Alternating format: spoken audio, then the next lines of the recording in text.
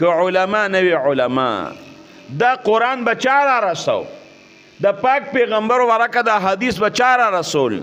کلمه خو تا د مولا نه زده کړه مونځ خو تا د مولا نه زده که د حج طریقه خو د مولا نه زده کې که علما نه وي پته نه لګي چې نن به خلکو د څه عبادت کو چې کاڼو ته به سجدې کولې که بوتانو ته به سجدې کولې او که سپو خرو سپو ته به سجدې کول چې څه به کول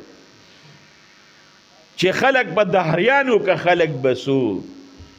دا نن چې الله دا خوږ ایمان درله درکړی دی او دا پزمکه باندې الله ته سر کې دی الله ته سجده ولګې او دا کلمه د شهادت وی او ځان ته مسلمان او مؤمن وی او په دې خپل ایمان باندې فخر کې دا د علماو د برکته دا د مدرسو د برکته که دا مدرسې نه وي دا علما نه وي پته نه لګي چې څه حال به وي څه حال د خلکو